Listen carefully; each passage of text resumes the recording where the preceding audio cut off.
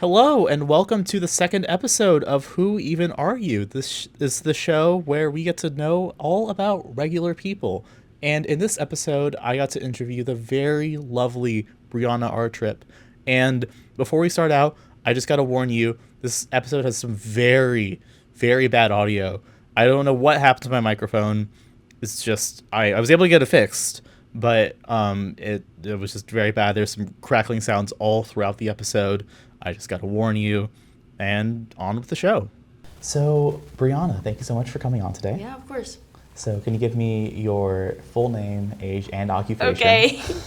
My name is Brionna Artrip. I'm 18, and I'm a student at University of Findlay. Okay. So, let's say that you're in high school again, and you're running for student council president. Okay. What is your platform? My platform would probably be word of mouth or social media.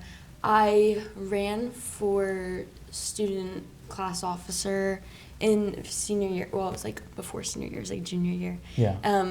And I didn't really promote myself as much. I wish I did. I still won, but I just mainly use like word of mouth, like just telling people like, hey, by the way, like, you know, I'm running, right? And just like, hey, you should vote for me.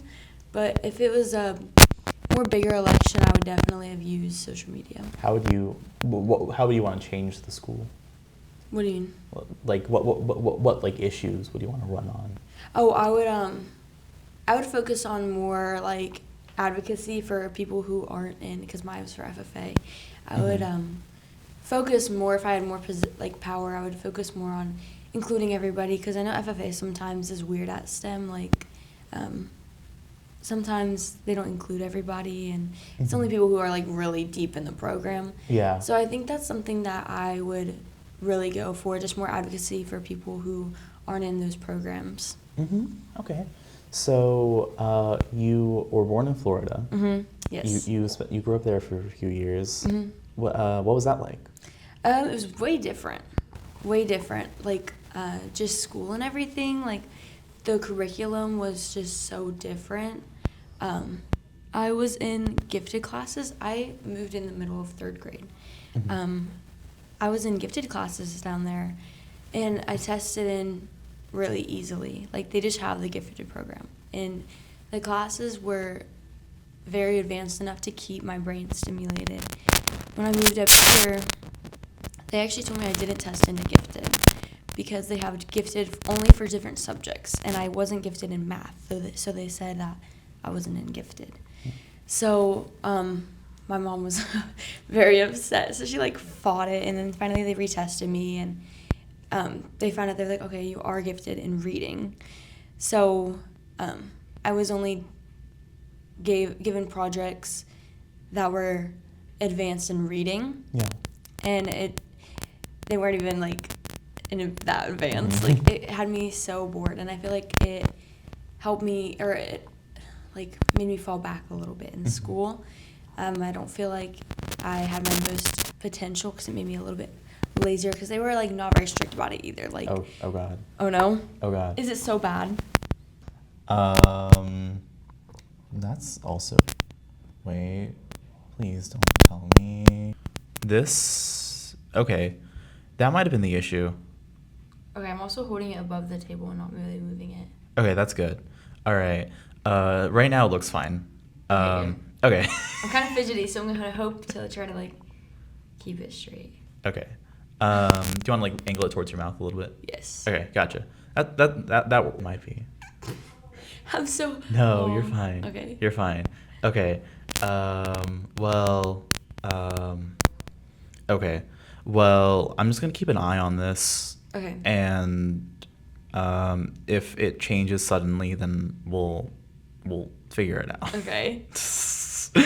Okay. But as you were saying about growing up in Florida and the gifted program. Okay, yeah. So the gifted program here, they were not very like strict about it. Like, my English teacher, it was 6th grade, my English teacher would just be like, oh, because you're gifted, you have to write an extra paper or something like that.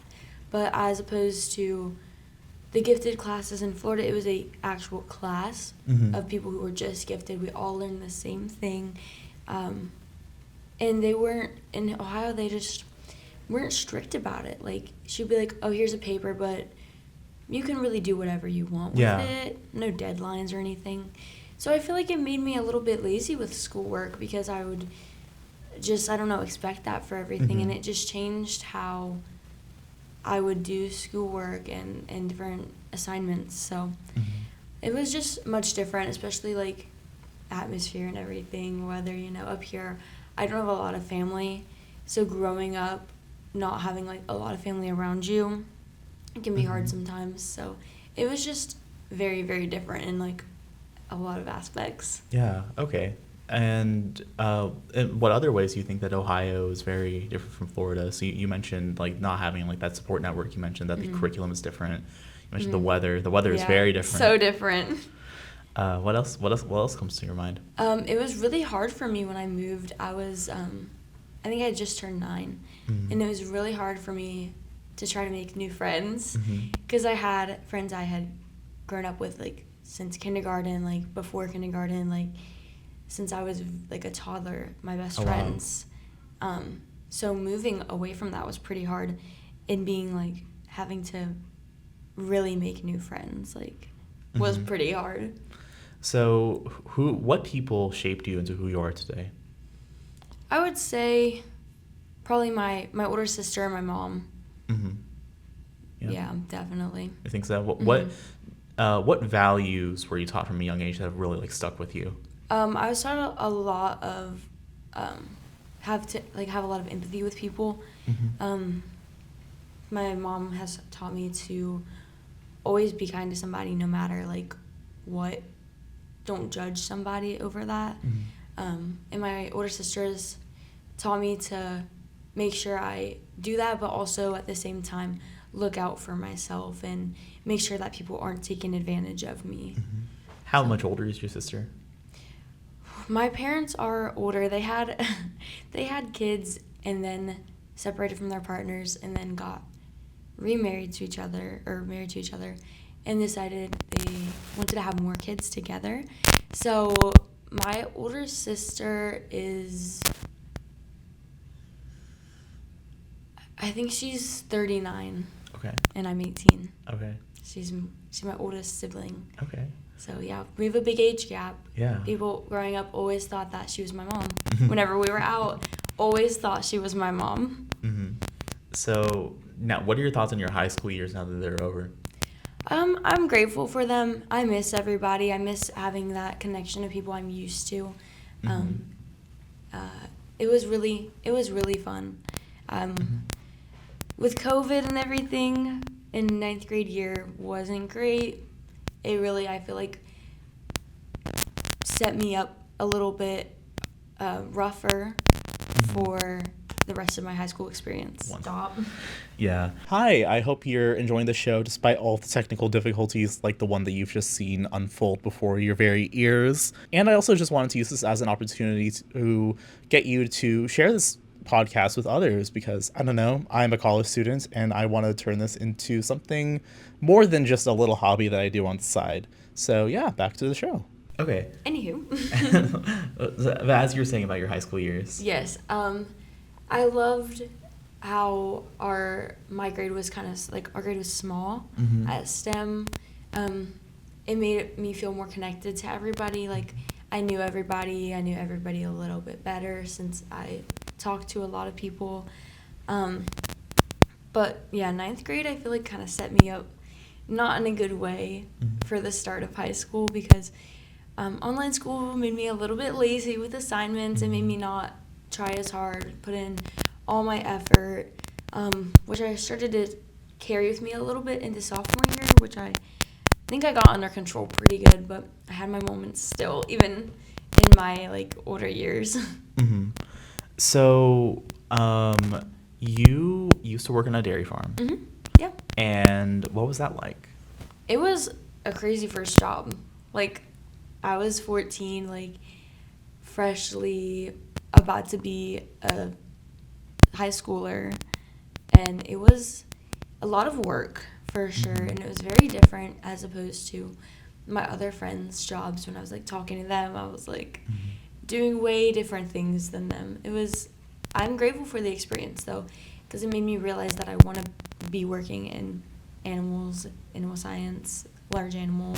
So I'm grateful for that. Mm-hmm. So like day in, day out, like what did your job entail?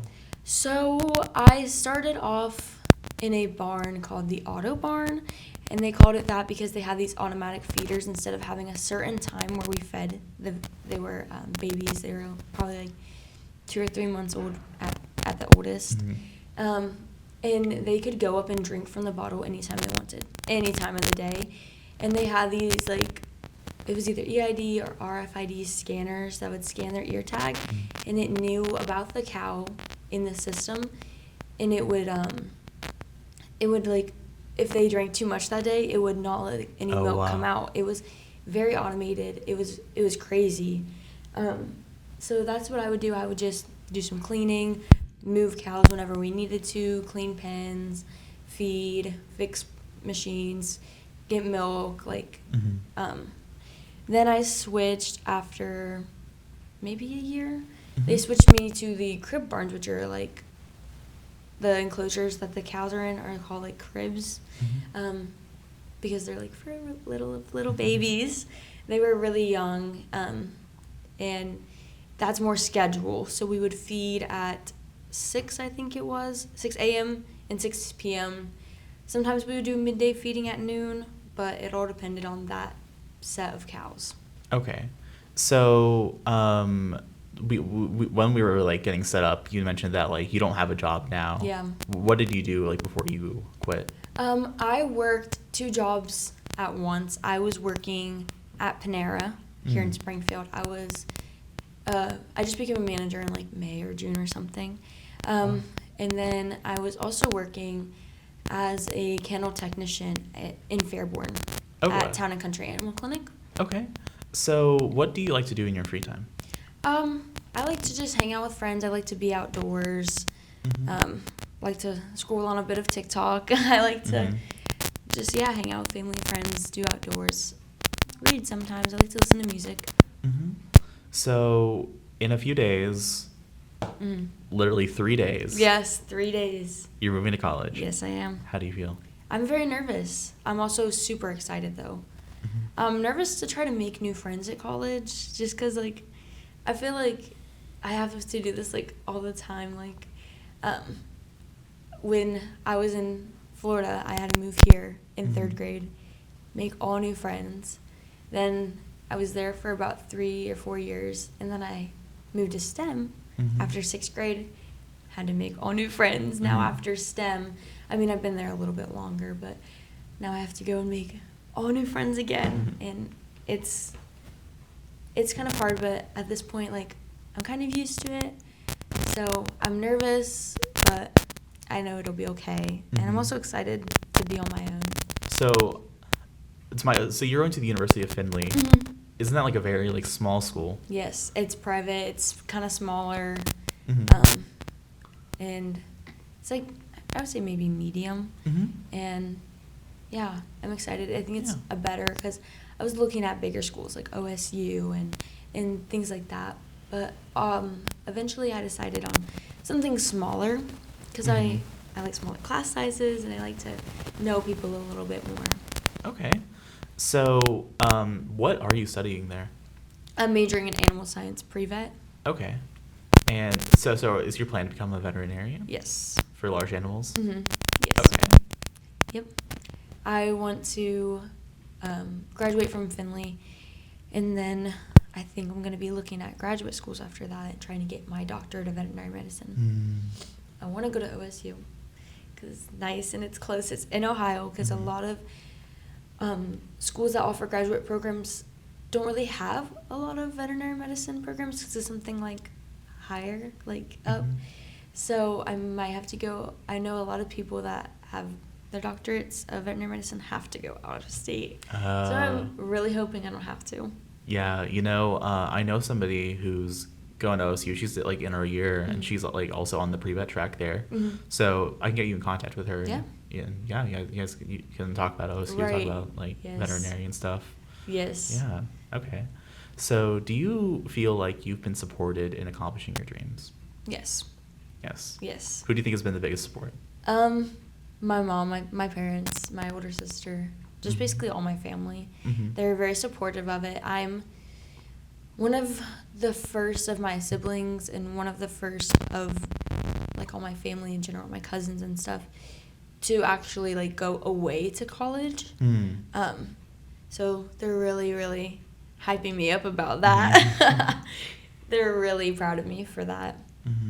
So if you could describe your dream life, like practicality out the window, Yep. what would it be? I would be a large animal vet working in cattle on a farm. I don't want my own practice because I feel like it's a lot of like business and responsibility that I just don't care for. Yeah. So I think I would want to work on a farm as a position of a vet and just be working a lot, have a nice house, home life, stuff like that. Do you think that you'll be there in 20 years? I hope so. Yes. Okay. I hope so. So now we're moving on to the big questions. Okay. I spent a lot of time on these. Okay, I'm nervous. Okay. So first off, how do you feel about how society romanticizes a person's teen years? I feel like in movies it's never the same as how it really is. I feel like though recently it's gotten more real, which I like. Watching movies from, back in the day, like Grease and stuff like that, where it's just teenagers, like, I don't know if it's just because I don't relate to that, because that's not how our teen years are. And I don't know if that's how they were back then or not, but it's like, growing up, I would love that movie, and I thought that's how it was going to be. Yeah.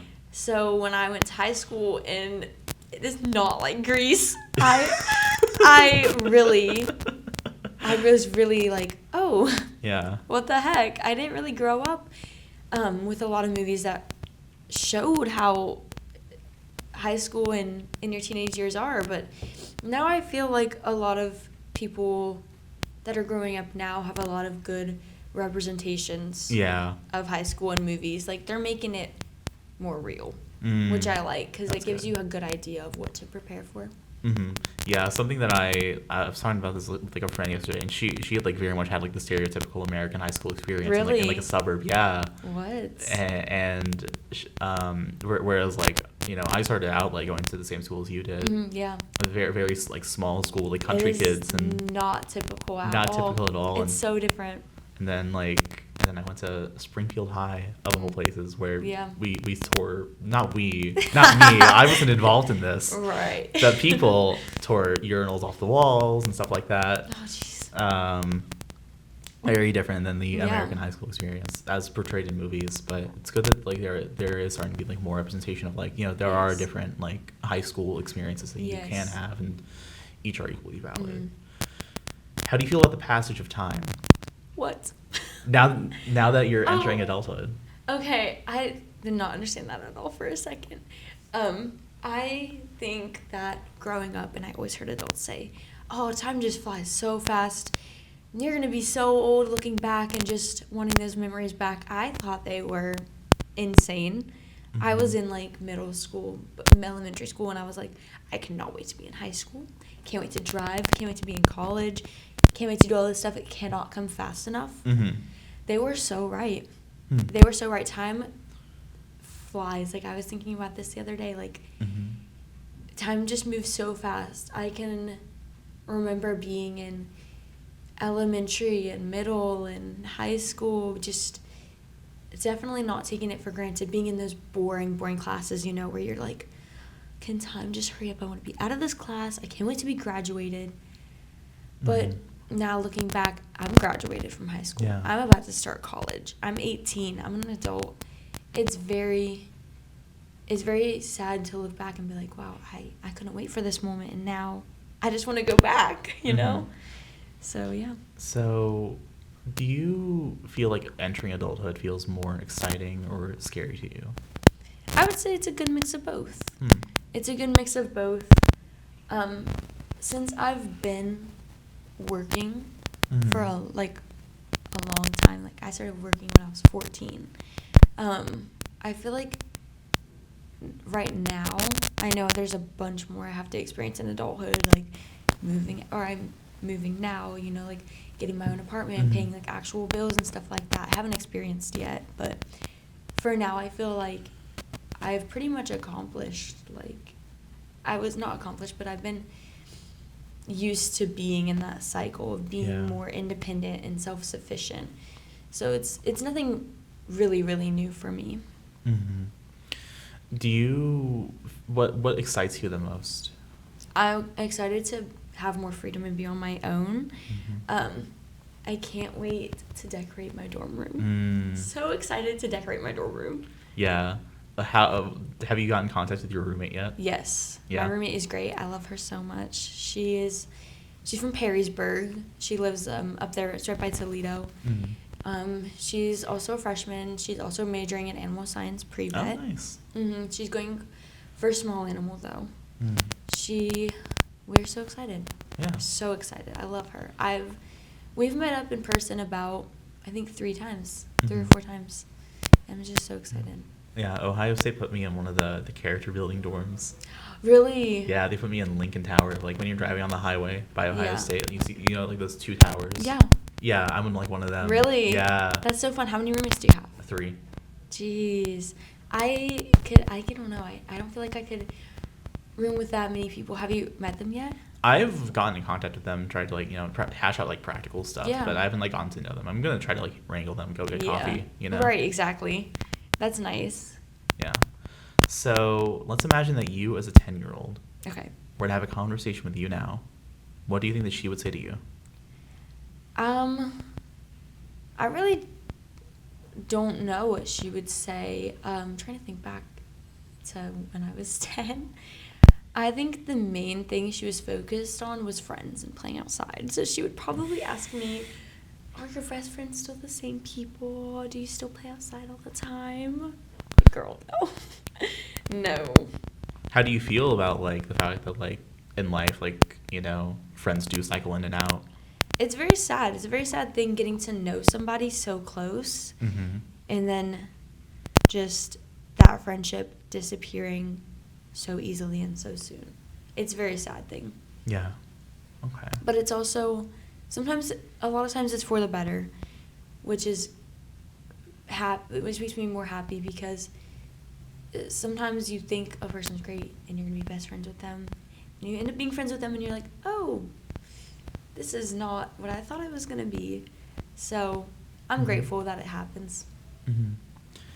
As you've gotten older, what's been the biggest disappointment?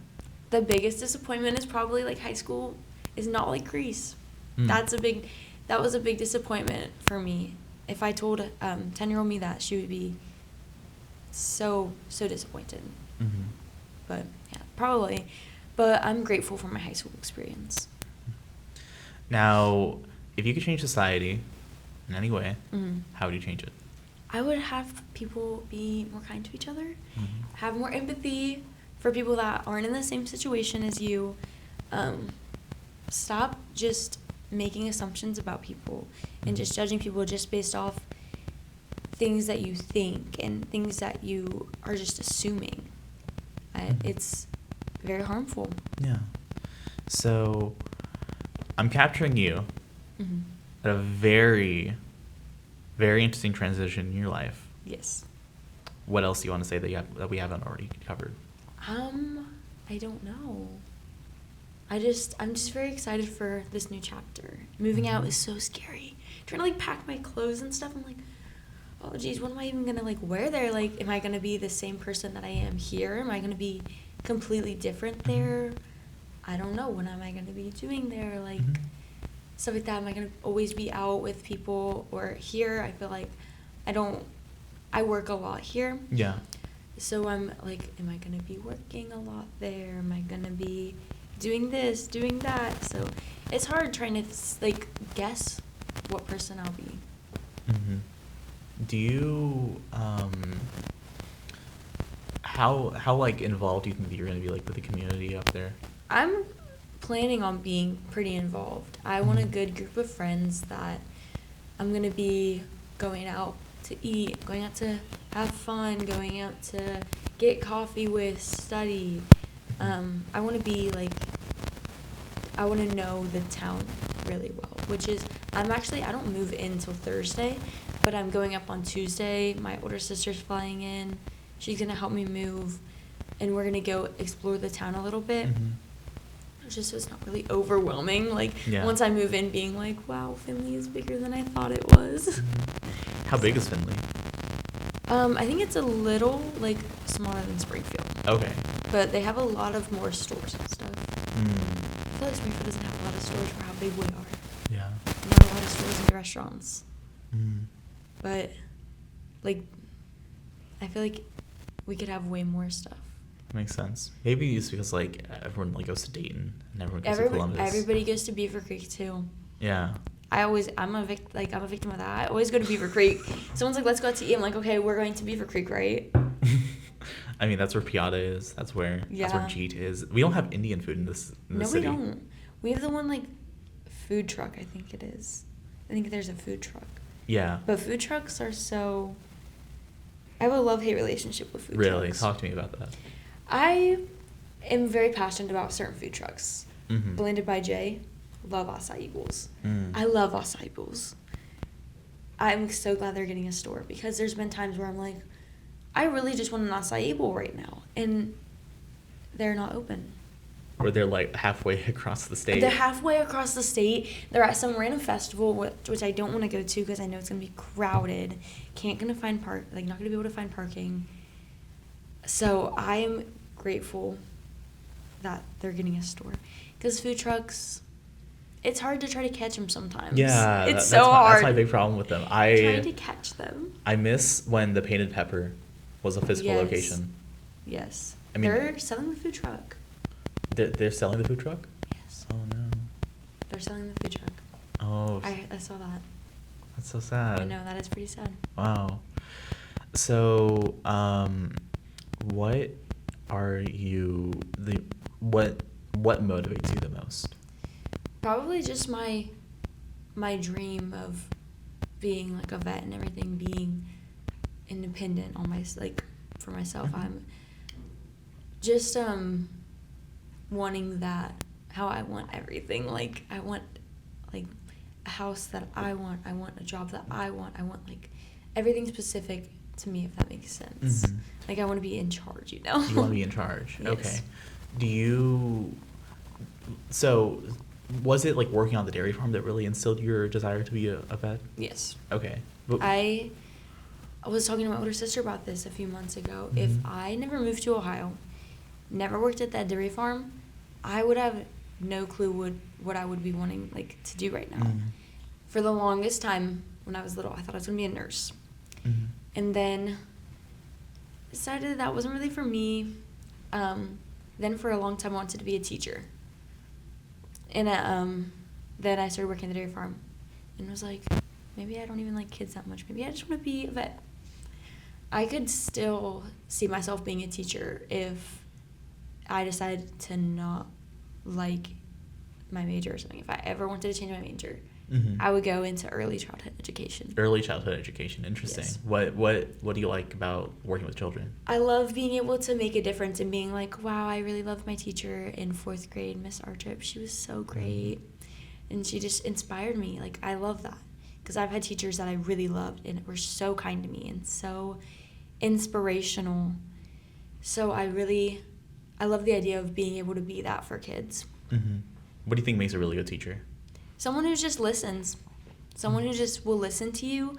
A teacher that you can go to be comfortable enough to tell them about any problems you have going on, anything fun, like stuff like that. Like, a teacher that can really listen to the kids and really cares makes a difference. Makes a huge difference.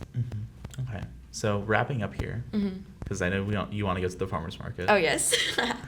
Who even are you? That's the name of the podcast. So I figured I'd ask you that. Who even am I? Yes. I try to be a very career-oriented person, but also family and friends. Also keeping my kindness and empathy for people. Just trying to be there for anybody that needs to. Okay. But also focusing on myself. Of course. You don't want to burn yourself out. Yes. Lose yourself and all that. Yep. Do you feel like you run the risk of doing that by doing all the things that you do? Yes.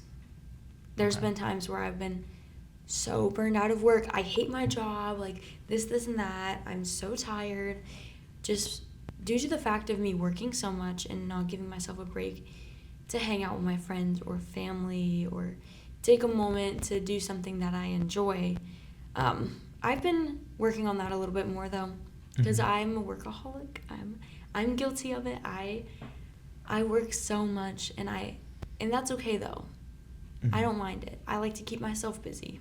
Mm-hmm. So, anything else you'd like to say? I don't think so. Okay, well, That's who I am. That's who you are. Yep. Well, thank you so much for coming here. Yeah, of course. And thank you so much for putting up with all Yes, of the it's okay. technical difficulties. It's okay. It's okay. Well, thank you so much for watching until the very end. I just also want to apologize again for the bad audio. I'm still still learning, and next time I will have some more redundancies in place for in order to prevent something like this from happening again. And I also want to use this as an opportunity to plug my coffee page because I am, like I said, I am a college student, and any money would be greatly appreciated because yeah, things are expensive. And yeah, well, please stay tuned for more episodes of this podcast and for more YouTube videos. I have a lot planned, and yeah, I'll see you later.